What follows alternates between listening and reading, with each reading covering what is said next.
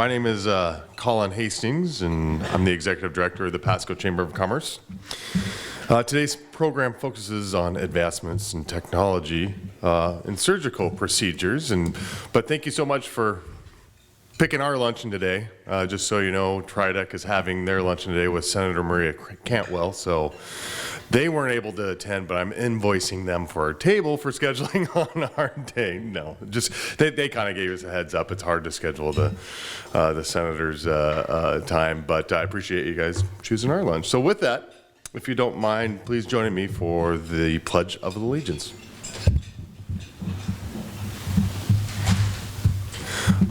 I pledge allegiance to the flag of the United States of America and to the republic for which it stands, one nation, under God, indivisible, with liberty and justice for all. Great, thank you. You may have a seat. We do have some other elected officials here that have joined us today, and I'd like to take a moment to introduce them. State Representative Terry Neely. I'd like to give him a round of applause for making it over today. Let's see, we have Franklin County Commissioner Bob Cook, right over there. Franklin County Commissioner Rick Miller did say that he was going to make it, but I don't see him yet. And then we have Franklin PUD Commissioner Stu Nelson. Also would like to make an introduction of a new staffer that has joined us here at the Pasco Chamber of Commerce. Marilyn Lott has joined us just this past week, and she's going to help us out with communications and help me and Rebecca out to kind of get our office in order and do a lot better job of getting communications and graphics and membership stuff out. So let's give her a warm round of applause for joining us.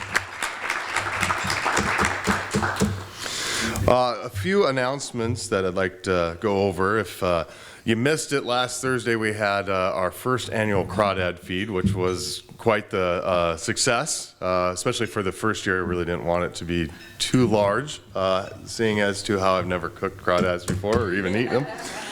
But for as hot as it was, and the turnout was really good, we'll be doing it again next year. The Port of Pasco was a big supporter in that, as well as basin disposal. We will choose a date a little bit later in the year, September maybe, and on a weekend as well too. But it was neat to kind of have something that was different and unique to the area. I know the Port really appreciated us having it at the Osprey Point. A couple events coming up. I'd like to remind you of a ribbon cutting that we have tomorrow at 4 o'clock. Body Compass Massage. They're in Broadmoor Mall. So hopefully you guys can take some time out of your workday and cruise on by and join us in welcoming them, their new business. And then also at Osprey Point on the 21st, of course, we're seeing all the buzz of the eclipse that's coming up. So we're having a big community viewing at Osprey Point. It's a great vantage point on the river. We'll have a lot of activities for children, and as well as radio stations will be there. We have a lot of glasses that apparently are certified. They're not the the scams. So come on down. We'll have some food as well too, and other activities. So and that is at 9 a.m. to around 11 a.m. So I think the height of the eclipse is somewhere around 10:25 or something like that. So, and finally, in your mailboxes, you'll be receiving ballots for our board elections. You'll see those probably later this week. And if you could take the time and cast your vote on that, that will help determine our makeup of our board that starts in September. And we have a way too where you can just email that back to us as well, so you can save money on a stamp. So with that, I'd like to turn it over to Derek Brownson, who is the 2016-17 president of the Pasco Chamber of Commerce, to take us through the rest of the program. Sponsor is Mid-Columbia Libraries, and with that, we'll have Alyssa come up and give us a short presentation.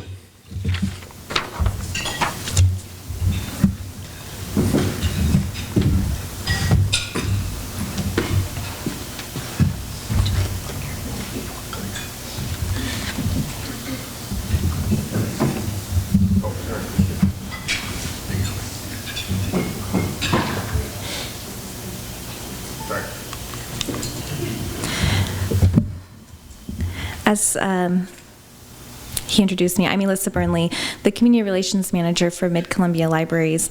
And speaking of the eclipse and the event at the port, the news recently reported that all of the public libraries in the area got free eclipse glasses that we were giving out, and we did not. So we have been inundated with people asking for these glasses, and we have been telling all of them, you can go to this event and get them at the port. Hopefully you have a lot.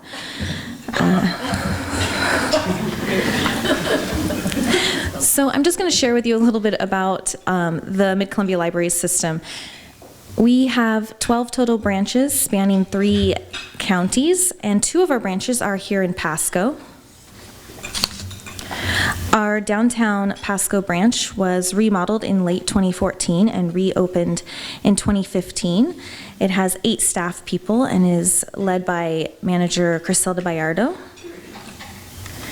And our West Pasco branch is the newest branch of our system. It was opened in 2013, and it has 8 employees as well.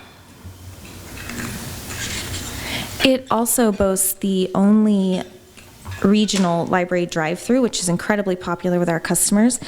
You can drive through and pick up your holds.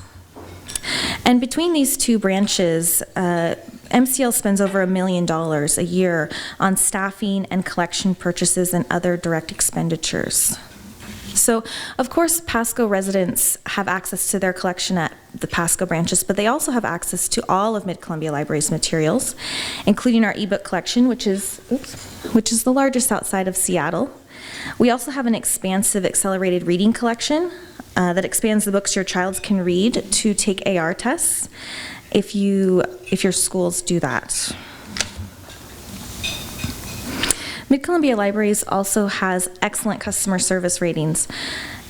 When our customers are asked if they would recommend Mid-Columbia Libraries to a friend, they have rated us again and again at a higher Net Promoter Score than Disney and Nordstrom, 2 companies that are known for their customer service. So we're very proud of that. And we managed to do this with the lowest levy rate in the state. And we do this, with lean staffing. We have innovative staffing models. We have heavily invested in digital services, and we have focused a lot on automation for our customers. Oh, apparently there's an animation. Here we are, just at 36 cents. So I'm going to touch on a few of the upcoming events we have. One of them, available at the 2 Pasco libraries, we have weekly story times at all of our libraries, but Pasco this week alone has 5 story times, a couple of music story times, bilingual story times, baby story times. If you have a child, there's a story time for them. So, in addition to that, coming up on Wednesday night, if you were a Lego fan as a child, you can now play Legos as an adult.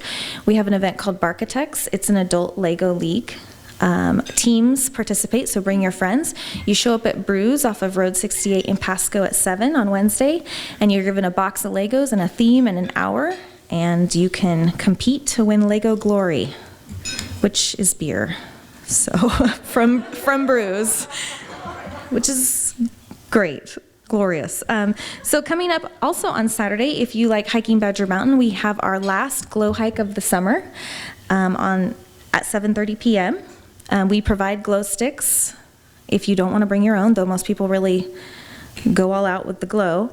And hundreds of people come to this, and it looks incredible. It's one of those things you see in pictures and you just can't believe it, and then you see it in person. It's really beautiful to see Badger Mountain all lit up like that. Also, this fall, we'll be bringing Alexander McCall Smith. He has multiple best-selling books on the New York Times list, and his books were also turned into an HBO miniseries called No. 1 Ladies Detective Agency. Beginning in late September, we'll start giving away his books as part of our Mid-Columbia Reads program. The program is meant to encourage the community to read the same book and then discuss the book and meet the author. And if you'd like, we have this poster available to take with you if you have a business or a place that you want to hang this up. This will probably be a very popular event, and it's free, of course. And finally, I'd like to end with the quote by Thomas Jefferson. author of the Declaration of Independence, third President of the United States, and the founder of the Library of Congress, the world's largest library. I cannot live without books. And based on Mid-Columbia libraries, especially the Pasco residents' usage, neither can the Pasco residents. So, thank you.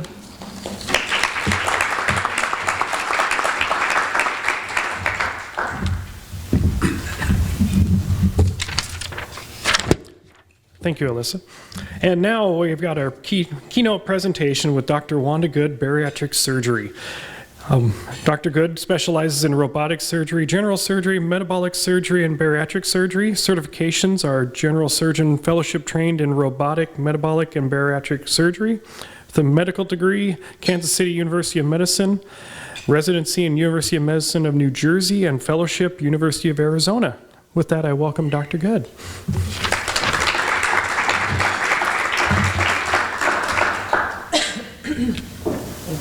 Thank you.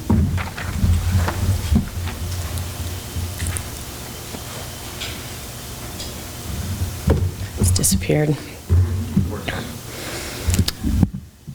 Was everyone or no one at the last time I did speak here? Does anybody remember me?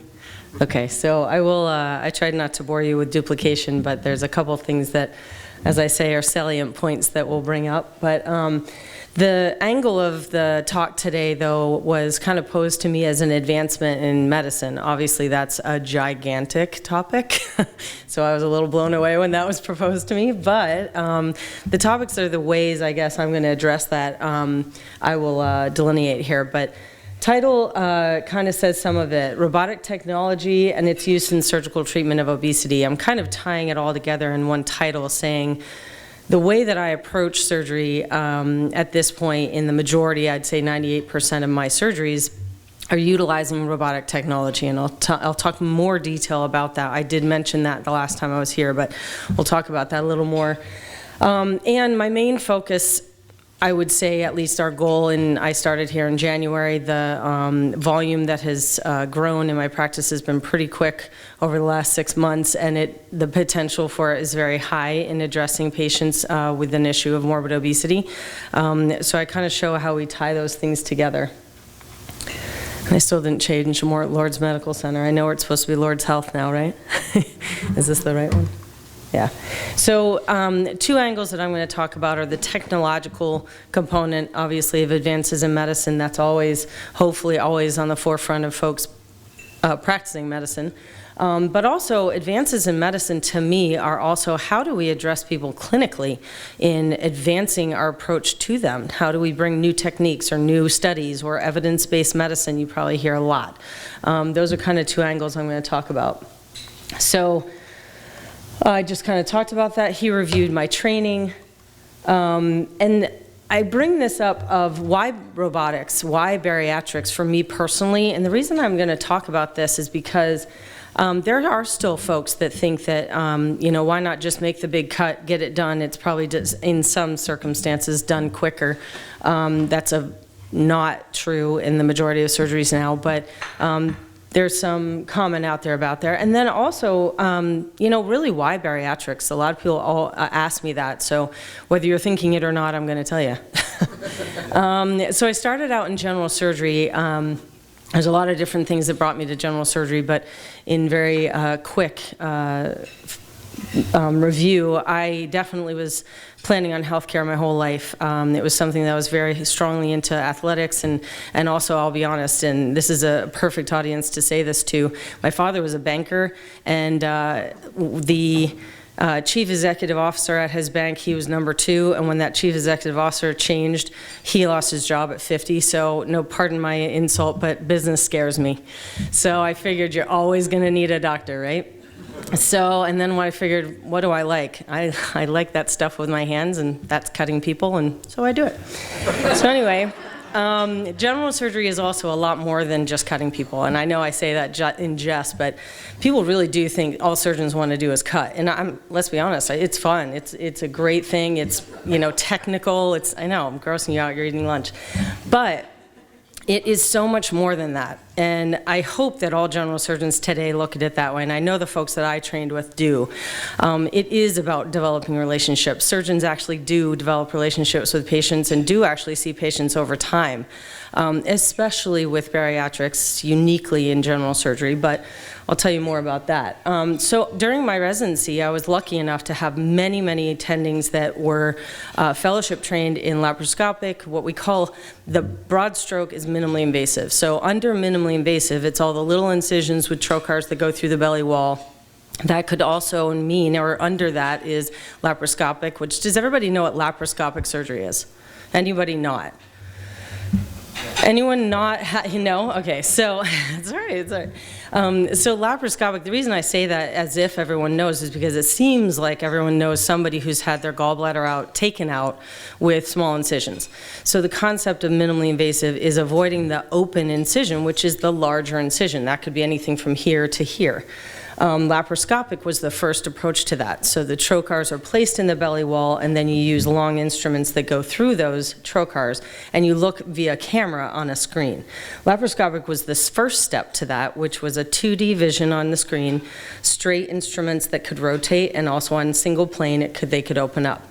So the big factor with that was that and I'll go through it more, but the recovery time was much shorter than open surgery. If you think about a long incision that has to cut through all layers, it's going to be very difficult to heal. It's going to be a lot more painful. People moving, being able to breathe, all these things were so much shorter, and it was such an advantage to go through the small incisions. So as time has progressed, of course, technology always starts in the military. That was actually how it was first developed, this robotic technology, but it's been developed and progressed into different forms of surgery, and now eventually general surgery. The reason also I was very interested in it is because it really showed much quicker surgical times, quicker recovery again, and an approach to very, very advanced complex cases that could be done in a less impactful way to the patient. So their recoveries and honestly saving lives was actually more, at least some cases, you could approach certain surgeries that you wouldn't be able to in an open fashion without actually hurting the patient more. It's how well can a patient handle the surgery first and foremost. So the other big thing is that when you're going through the belly wall, and it's this big, if everyone can, literally we're talking physics now, but the torque of a trocar on a belly wall that's about this big isn't very hard. When the wall is this big, that torque on the wall is very, lot of pressure, and also when you're trying to stick a stick through it, literally, it can kind of like get caught up because of that pressure that it has. So when you have a robotic approach, the way, and I'll show you the pictures of it, but the way the machine's actually connected to those trocars, that resistance or that stuttering is gone. So that's a huge factor in a very, very, unfortunately, growing population of morbidly obese patients. And typically when you come in an emergent situation, you're in a worse physiologic state anyway, so you want to take the best approach to that patient. And again, why bariatrics? I definitely do enjoy the, and I spelled bariatrics wrong. That is unbelievable. I'm very sorry. I would have crucified these guys if they had done that to mine. And she's nailing me. Okay, so anyway, I'm sick, be nice. Anyway, but bariatrics in particular is definitely a long-term relationship, both before surgery and after surgery. The other big thing is that when patients walk in and you've literally saved their life, yeah, that's pretty amazing. You get that in the hospital often when you deal with emergent situations, but when you get that kind of all day in the clinic repeatedly, and you get to see somebody literally change their entire life after having bariatric surgery, there's no replacing it. So advances in robotic technology was this, stepwise sort of approach that a lot of people actually resisted. There was a huge amount of, I know how to do it this way and I do it well, why should I go to the next step? So throughout this talk, I'll tell you why. This is something that I bring in my emphasis to every single patient in every single case, and the program that we've developed at Lourdes called Lourdes Center for Metabolic and Bariatric Surgery, is a combination of bringing this technology, because that's what my fellowship training was, in addition to this approach of clinically bringing advanced medicine to patients. So the point of bringing up you know, the different components of this, and I'll show you on the next slide, is that we really view this as a comprehensive approach to a patient. And there's a lot of, you know, catchphrases now in medicine of 360 and all these different things that I'm not going to bore you with, but it truly does create a better result, better outcomes when patients feel supported, when they're truly addressed from all angles, so that they have that kind of support and that preparation for what they're going to have before they actually even have it. I constantly talk about that. I want you to be so prepared and so ready that when you actually have surgery, you don't even think afterwards. You can just put your ice pack on your belly and just keep it going, because you've already been doing it. That is going to create best outcomes. So literally every single component of the hospital has had to sit through my talks and has talked about what is their impact on the patient, because a lot of departments don't realize they have an impact. Everyone has an impact on patients. So the reason I bring up why are we even talking about this is because our country is now turning into a morbidly obese country. It literally, in the Central Valley of Washington, is over a third of the population, growing to 40% of Yakima County. And I just don't have a stat for Benton County, but it literally is in the news now of the level of morbid obesity everywhere, which I'm sure people hear all the time. But the point is, should we treat it? You know, I mean, it's literally stated as the, what is it, the last acceptable form of discrimination is against morbidly obese patients. And my impact on that, or what I would hope I leave with you, is the fact that it sounds all like, I guess, a little hokey and whatever, but, you know, do unto others. I think that people kind of forget that, you know, there might be a reason why someone's in a physical state that unfortunately is broadcast for the world. You know, you can't always see that someone's an alcoholic or a drug abuser or a wife beater, or sorry, a husband beater, to be fair, you know, whatever, you know. I mean, you can't see these things, but people that are morbidly obese are that way for a lot of different reasons. And who are we to judge? Nobody knows every single patient. So the more important fact, if we really want to jump away from being nice, is that this is an economic drain on the entire country as well. It's also killing people, just honestly, straight up. It's becoming the #1 preventable health problem in the whole United States. That's huge. If we can prevent something by education, and I mean education not of just of the patients, but of the culture of the community and how we address patients. There's so many different touchstones and points of contact that people can be steered in a direction of getting some help and education, that I feel like it's an invaluable thing to try to at least attempt to reach out to the community. So, you know, and there's some subcultures that actually see that truly they think, you know, you're healthier if you are bigger. The truth is, the more mass someone has, not necessarily is the more healthy they are. The other thing is, there was certain populations for a long time that either don't have any money or didn't have any money, and you know, the whole concept of having a little extra on your body meant you've got enough money for food. It's very basic, you know. The other thing is, our darn culture just makes the worst food the cheapest food, and they advertise it. They put billions of dollars into making that Big Mac look like the best thing that exists, and it's a real shame, because they start when the people are little kids. You know, they try to get everybody going on those sugar cereals and et cetera, et cetera. This is how we're viewed in the world, and it's kind of funny, I'll be honest, but it's true. On every single corner, we've got the golden arches and all these things, and they're very, very cheap. So everybody that goes to their primary care, which not everybody does as much as we should, but they might have heard of the BMI. It's a standard that you can put your height and weight against, and it's a handy tool that can be used because every single person has a height and a weight. This is how insurance companies determine whether they're going to actually pay for bariatric surgery. I won't go into all those details, but just so that you know, the research and the evidence to show that it is economical for insurance companies to cover these surgeries have made them switch their thinking, and over the last 10 years pay way, way more often for the actual surgery because of the cure of all these medical issues that they take a lot of medications for.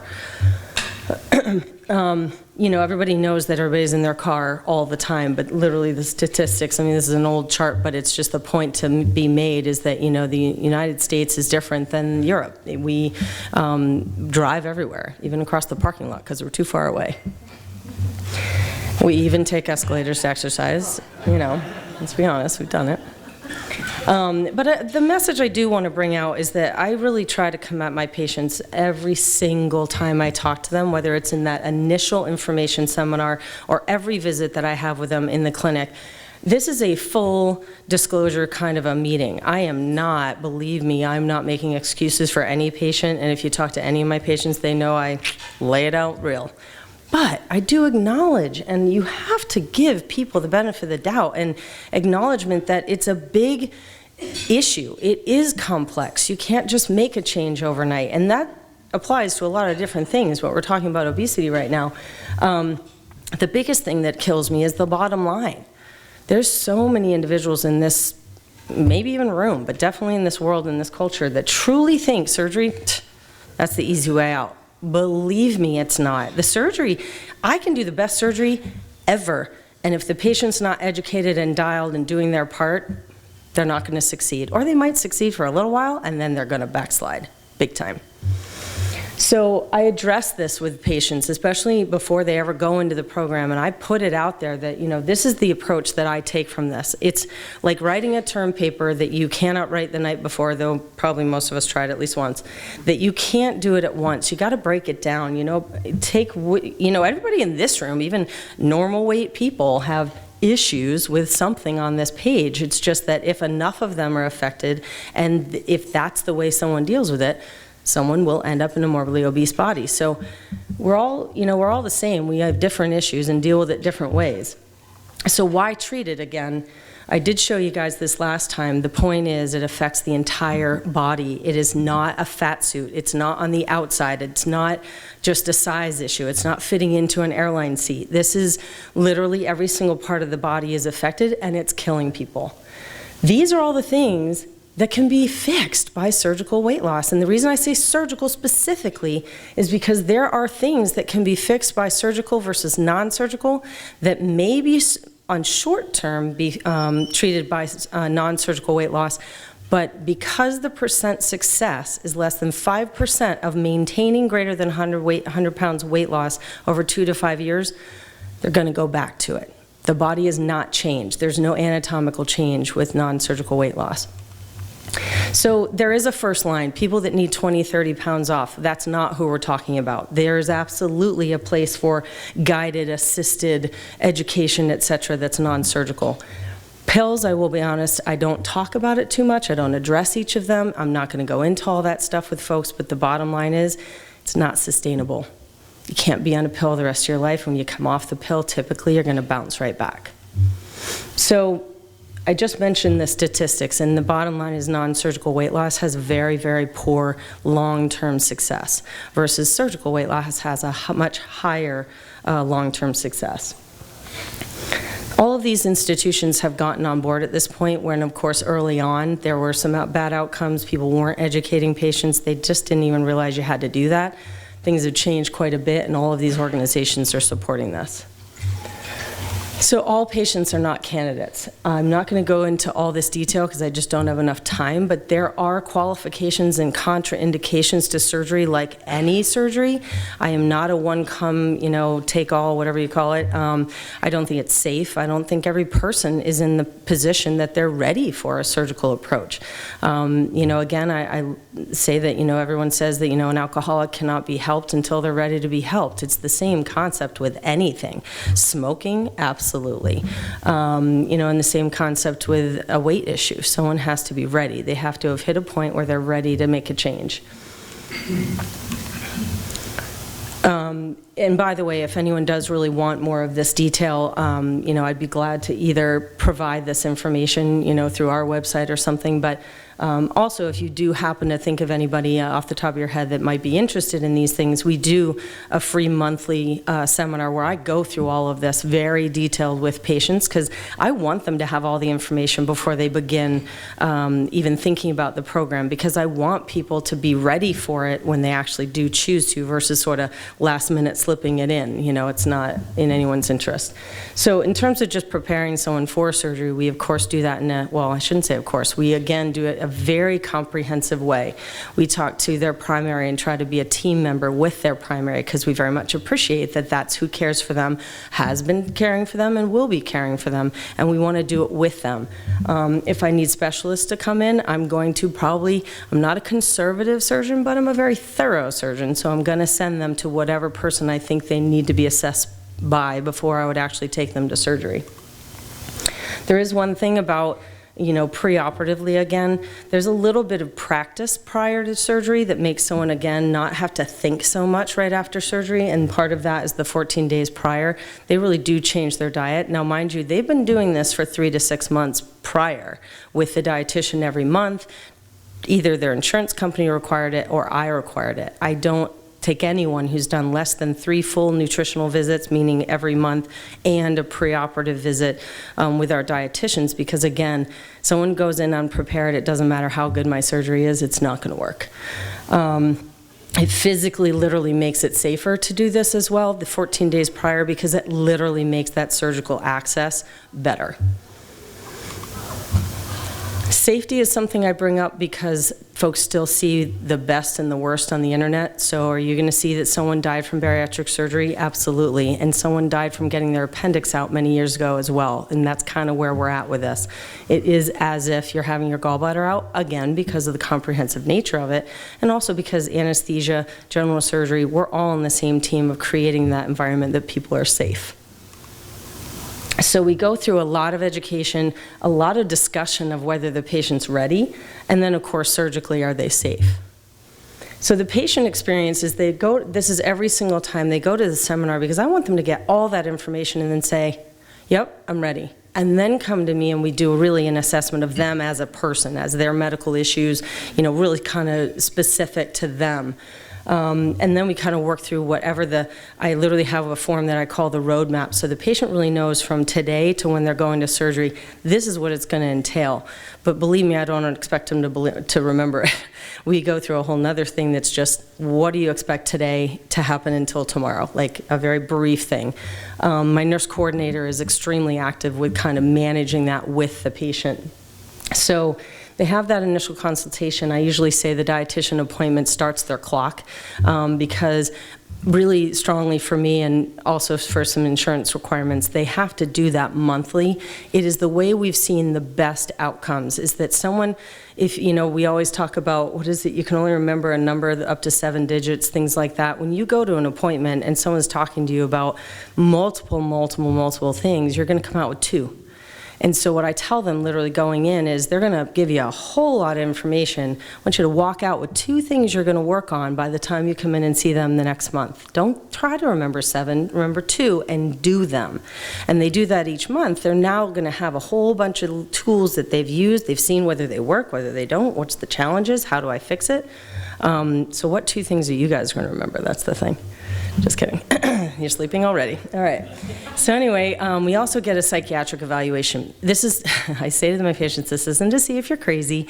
This is for them to look through that laundry list of complex issue items and be able to say, this is my hot button issue. This one I've got. They work with someone to be able to do that. The best thing in the world, I feel like it's such a gift to have someone that you can go and talk to who's got no stake in the game, that you can truly say, yeah, my husband, just kidding. So I think it's important though, have that access, and then I always encourage them and say, please go to them as much as you possibly can. If your insurance pays for it, which they do, you'd be shocked how much they do, use it. It'll only make you more successful, probably in life. Subspecialties, everybody signs off basically. Every 2 weeks we meet, dietitians, psych, and myself. Anybody who has a question or a concern or just wants it, a little bit more visits or a little further out, I will never take someone to surgery that the whole team doesn't agree on. And then we put our letter to the insurance company and we beg them to pay, and they usually do, and we send them to surgery. So what is their experience? Everybody always wants to know this, how long is surgery? I never know why, because they're asleep, so what does it matter? But anyway, basically everyone goes under general anesthesia. This is because I do this in a robotic-assisted approach. You have to literally paralyze the diaphragm and be able to blow up the belly, etc. Operative time is totally variable. Depends on how big you are, what your past surgical history is, what procedure are we doing. But typically, I'd say most of the surgeries right now are about 45 to an hour, but I leave the window open for myself. Same day, you're up and moving. This is another thing about minimally invasive surgery. The whole point is to get people moving and breathing. Before I go to the OR, I literally have a pre-op visit with them and their loved ones or whoever they consider their support person, who may not be their loved one. And we literally talk about everything about the surgery and their only job. I walk in the day of surgery and I say, what's your job? Swear. I know, what am I? I don't know. Anyway. They literally say, my job is to walk and to breathe. That's all I want to hear. It's all I want to hear from them, because I don't want them to be confused. I don't want them to think about anything else, but I want them to walk and to breathe. You avoid clots in the legs that can go to the chest. You avoid pneumonia. Those are the biggest things that are going to re-hospitalize people or kill them. I don't want that. So the next day we do a little swallow study, make sure everything looks okay. We have them start drinking water, and what I call is we simulate home. So that first day, yeah, could we send them home? Sure. Then someone's at home and they're panicking because every single thing they feel, they think something's wrong. Their pain is not necessarily controlled because you just switched it from IV to by mouth. And I want to see that everyone is in that place where they're begging to go home. But I'm not going to keep them there for a week, I'll be honest. But they're really ready because they were ready before they went to surgery. They knew the expectations and they're ready to go, and they're totally prepared when they leave the hospital. So again, coming back to the robotic-assisted approach, this is the operative suite. The point of robotic-assisted is not that you couldn't do these other procedures in another way. It's that the approach to these procedures is less blood loss. When you have a 3D vision versus 2D vision, when your instruments simulate a wrist and you can go around the corner, you can see things better. You can avoid injury to things better. And so I'm just kind of delineating that it covers everything. Gynecology and urology has been using robotic technology for a long, long time, solely because they were in a tight spot, and so they needed that sort of wrist and adapted it very quickly. Again, general surgeons were a little resistant because can we do it laparoscopically? Yeah, of course. But it's sort of like, you know, if you're driving a car and you have to crank it to start it, but you could just turn a key, or now we just look at it and it starts. I mean, why wouldn't you do that, right? Like, you gotta move with technology. So the other big thing is that the surgeries that we actually do now, I used to do all laparoscopic in training because they wouldn't let the general surgeons on the robot when I was in residency. It's part of the reason I had to do a fellowship. But the thing was, when someone had a hiatal hernia, does anyone know what a hiatal hernia is? Okay, so when basically the esophagus comes down through the diaphragm, which is like this domed in the middle of your body, when it comes down through, there's a very small area which is called the hiatus. Stomach and the two big vessels are coming down through into the abdomen. When that starts progressing up north, and typically happens either in morbid obesity, multiple pregnancies, heavy weightlifting, people who do jobs that they're lifting, you know, a lot over their life, they usually start when they're in their 20s, 30s to 40s, and then I see them when they're 80 because the whole stomach is now up in their chest. And now they're coming into the ER because they think they're having a heart attack, but it's because their stomach is sitting behind their heart and not making the heart very happy. But they keep doing workups on the heart and saying, nothing wrong with the heart. So they finally do a CAT scan and the whole stomach's up there.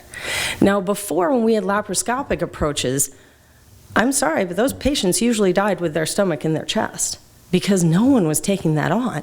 I mean, that was crazy. You're going up behind the heart and the lungs, and you're gonna try to go with sticks and peel that off of there and not injure anything, but you can't really see very well. No one wanted to do that. It's very scary, and I'll be honest, it's probably a good idea. Now, we've got 3D vision. I can go around the corner. I've got wrists on my instruments, so I can literally go around corners and go like this and go like this. It makes it as if it's open and I have my hands in the belly. However, the impact on the patient is so much less because they don't have an open incision. The recovery afterwards is so much less because they don't have an open incision. So literally the last 4 hiatal hernias that I've had was the entire stomach and omentum, which is a little fatty layer that protects the body, up in the chest. People that adapt and deal with this for 30, 40 years, they don't even know what they're dealing with. And the only reason they go is because someone sees it on a CAT scan, sends them to me, and they're kind of like, and I say, do you have any symptoms? They're like, no, because honestly, they're strong women. I'm sorry, guys, but women are tough. Men, not so much. But literally, when it's a surgical thing, no offense. But in all seriousness, the women have adapted over such a long period of time, they don't even know that they're adapting to something. They've dealt with it for so long, they don't even know that after surgery, they go, oh my God, I can take a deep breath. I can eat a full meal. I don't have to eat 7 small meals throughout the day. It's a big, big deal. So the small incisions, fewer complications, less notable scars. I love that. It's important for bikinis. And shorter hospital stay. Again, getting to the economics, this is a big deal. It gets people home where people are going to recover better. So surgical suite, the important part is that it's not a machine that's walking on its own and talking and thinking on its own.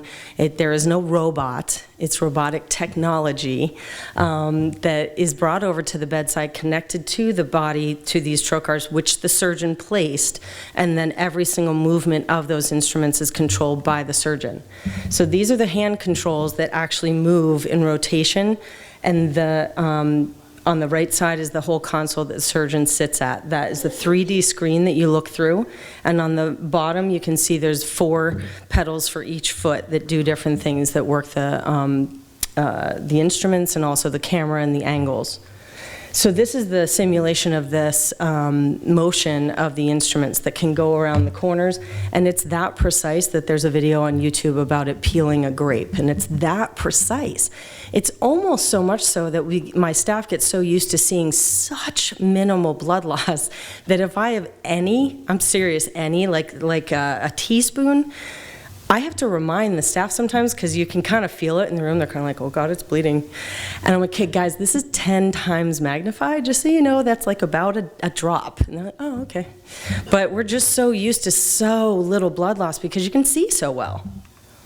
So these are kind of gross, sorry, on the left side, but this is actually what they look like, these trocars that we're talking about, that the instruments actually go through.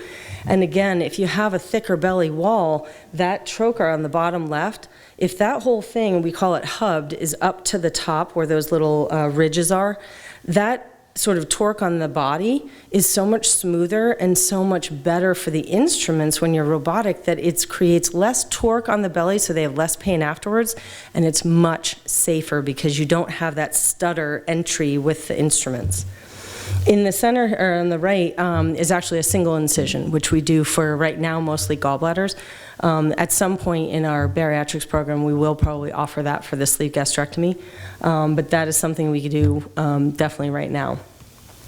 So surgical procedures, I'm not going to have enough time to really go into a lot of detail, but just so that you have a quick overall, the left side is the gastric bypass, which is probably what people are most familiar with. And the center is the lap band that maybe actually here might be what people are more aware of, and the right side is the sleeve gastrectomy. Some people, I'll just address some misnomers that people do have that have come to me, is the sleeve is literally just the fact that the stomach ends up looking like a sleeve. There's not literally a sleeve that's placed on the stomach, so which some people have asked. And the big difference between the far right and far left is that the sleeve gastrectomy, that about 80–85% of the stomach is actually divided and removed from the abdomen. The left side, it actually stays. It's literally bypassing a portion of the bowel. So the bypass, you can sort of see it a little bit more on the right side there. The food comes down with a red arrow, goes down through a connection between the small intestine and the stomach that you sew. And downstream, it meets up with all the secretions from the stomach and the pancreas and the gallbladder and the liver, et cetera, downstream.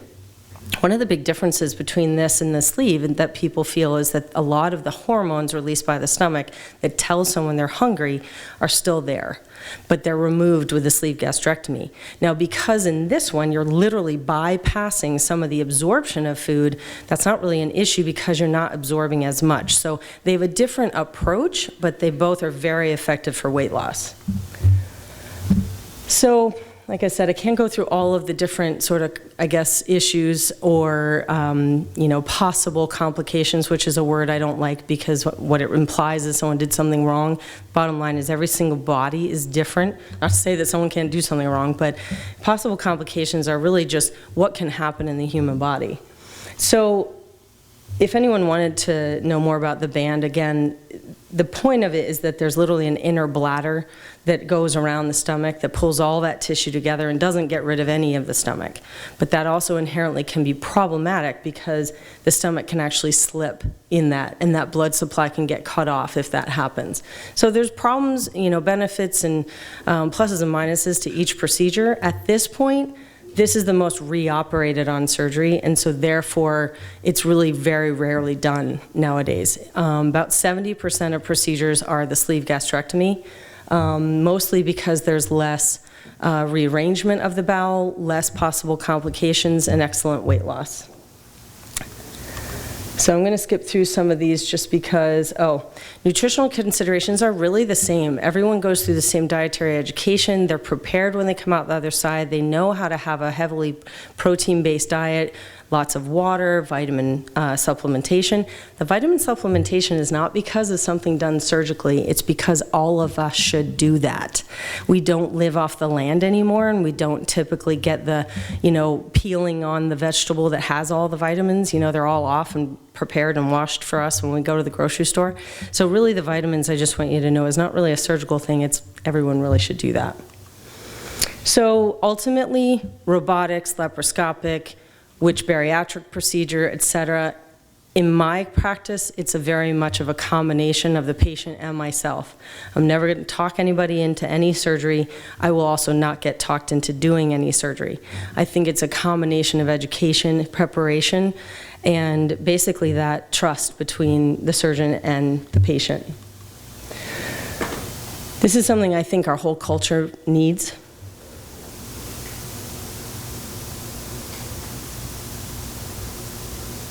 And probably on many issues, but this is just addressing obesity. Especially nowadays, right? And that's it.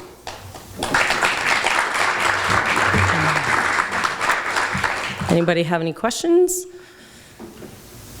Okay, you got to wake up to leave, though. Just kidding. Thank you very much, and I thank you, Colin.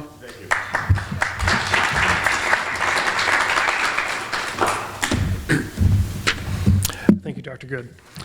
Alyssa, would you like to join me for the door prize? I guess pause. Representative Neely.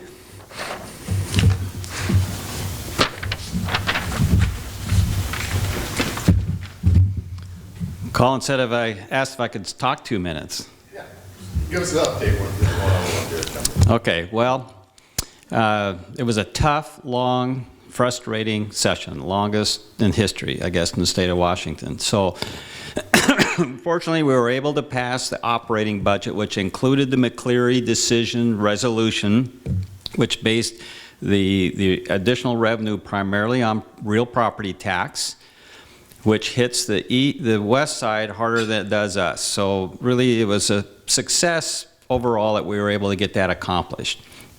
We left about 3 a.m. in the morning on July 1st with kind of a sour taste in our mouth because we failed to pass the capital budget because it was tied to the Hearst water decision. And I think you've all heard and read about it, but the capital budget, of course, is about $4 billion worth of new projects, including some in the Tri-Cities, that are not being funded until we can pass that budget.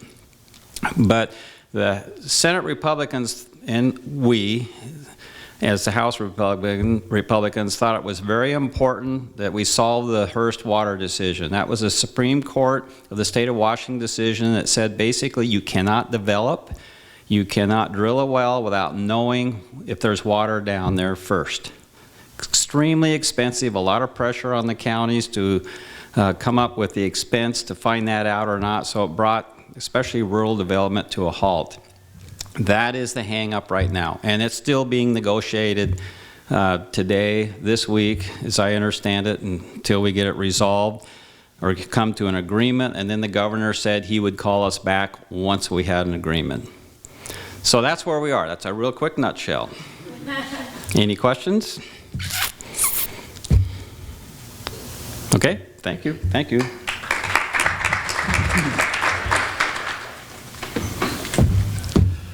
Okay, unpause. Alyssa, do you want to come help me with the door prize?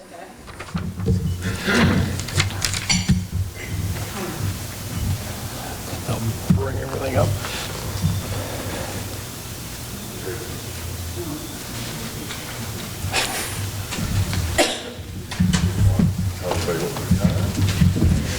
So as part of the door prize today, I have a Lego architecture set. This is an adult Lego kit. It's New York City. And it comes with a cool charger thing for your phone, a jackery.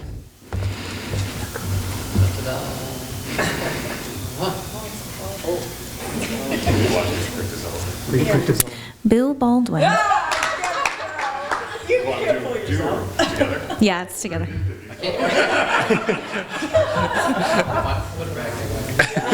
Redraw.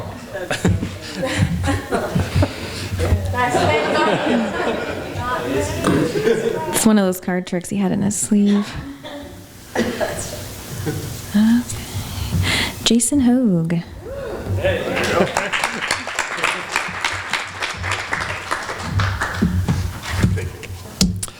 Thank you, Alyssa. September meeting is the Sunshine Luncheon annual meeting, Monday, September 18th, here at the Pasco Red Lion. Please consider having your company sponsor a table for only $195. Thank you and have a good Monday.